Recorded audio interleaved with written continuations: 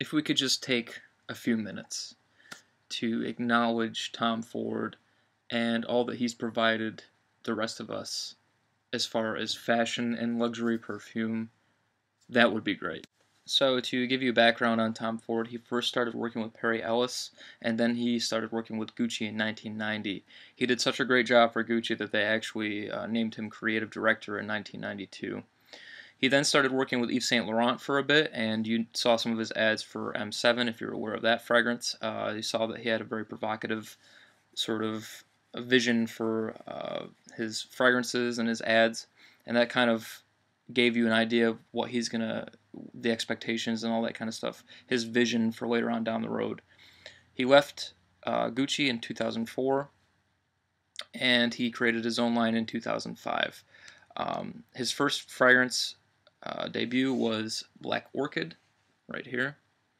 Black Orchid was the first fragrance that he came out with. It was immediate success, and after that, he launched his private blend fragrances. That wasn't immediately after, but he did launch his private blend fragrances, and the first fragrance he came out with was Purple Patchouli in 2007.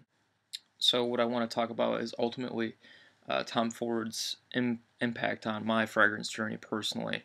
Now, 3 years ago, when I hadn't tried any Tom Ford private blend fragrances, I had contacted one of my early fragrance friends in the YouTube community who sadly isn't really active anymore. You know him as DK Mode. His name's David. And I was like, boy, I haven't tried any of these Tom Ford fragrances. Would you happen to have any samples laying around? He sent me Amber Absolute and Tobacco Vanille. Now, I hadn't really tried any niche fragrances at this point. I had tried maybe like Chergui and a couple Creeds, but that's really about it. A few Bonds as well.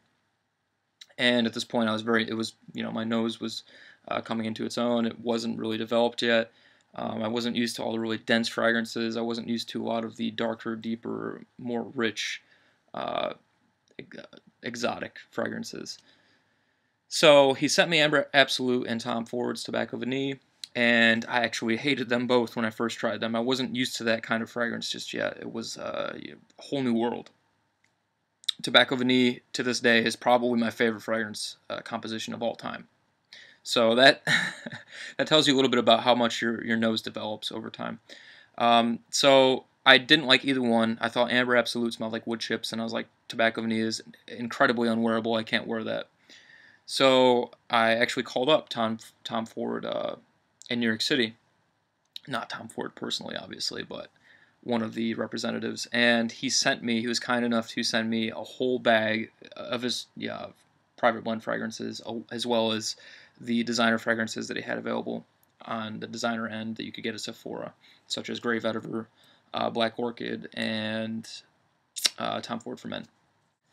Now, I don't own it now, but Grey Vetiver was actually my first purchase by Tom Ford, and I actually swapped it years ago with Frunkinator. And it was a great fragrance. It was a nice fragrance, but it wasn't necessarily something that I felt like was, pivotal or anything like that.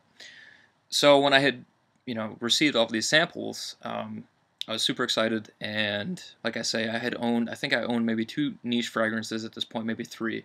Yeah, 3 actually. Brooklyn by Bond Number 9, Silver Factory by Bond Number 9, and Creed's Virgin Island Water. So I was looking for more niche fragrances. I was looking at branching out, trying new things, and I really wanted Tom Ford's Tobacco Vanille. I wanted to like that fragrance, but sadly at the time I didn't like it. I didn't appreciate it for what it is. So the 3 fragrances I was blown away by. I'll let you know in a few minutes. But what I was sent was Noir de Noir, Jasmine, or no, sorry, Japan Noir, Tuscan Leather, Bois Moroccan, Black Orchid, then of course Grey Vetiver, Tom Ford for Men, and I believe there's a few, oh yeah, Oud Wood, and I did get a sample of Purple Patchouli as well.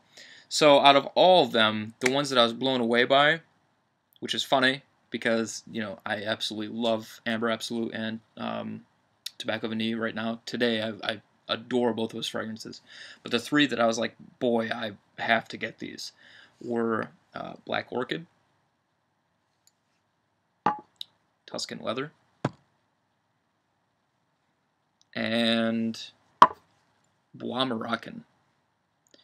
Now, at the time, I had just received a sample from David from Andy Tower. It was L'air de Désert Marocain.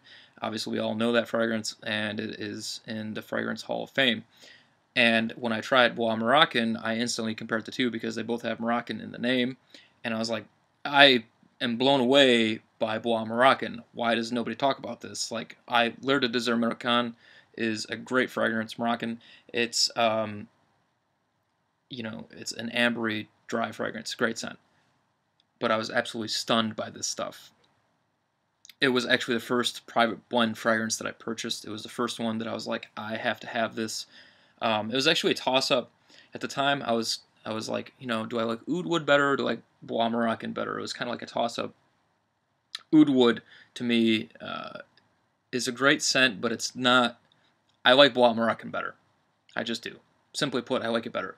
You take Bois Moroccan and you hold it against Amouage Jubilation 25, you hold it against any of the Comme des Garçons incense fragrances. I just, plain and simple, think it's better. It's like a fresh, incensey, resinous fragrance. Amazing. Stunning. I don't know why it's so slept on. So that was actually my first private blend fragrance, and I remember raving at the time, messaging all my friends and even Mark on YouTube. I was like, you need to try these private blend fragrances. I believe at the time Mark had only had Tobacco Vanille, and we're going back 3 or 4 years now. And I was like, you know, I think you'd really appreciate Tuscan Leather. The fragrance smells just like leather. And I had never tried any leather-based fragrances at this point that were like so deep and rich, and you could tell that the money that you're spending on it was, you know, well spent. So Tuscan Leather was actually the second... Wow, I grabbed Bois Moroccan. Tuscan Leather was actually the second fragrance that I purchased from Tom Ford. And the reason why is because it actually instantly reminded me of my father and just working on cars for some reason, because he had some muscle cars and he would always work on the muscle cars, and it just reminded me of like the leather seats and the oil that he would get on his hands and stuff like that. It just reminded me of man, and I had to have it. So those two private blend fragrances have a very nostalgic place in my fragrance journey. And Black Orchid was the next one that I purchased, and actually I bought it and I wasn't too fond of it. It was kind of a strange relationship I had with Black Orchid. There would be days when I was like, I can't even pull this off, and then there's days where I was like, I feel like I could own the world with this fragrance. So it was kind of a strange relationship I had with Black Orchid. But today, Black Orchid remains one of the most complimented fragrances I own. I go out wearing that to the clubs or to the bars or anything like that, and I think nothing of wearing it. It's potent. It's an amazing floral, you know, cocoa-based fragrance, and it just gets you attention. I mean, if you like Dior Homme and you can pull Dior Homme off, there's no reason you can't pull off Black Orchid.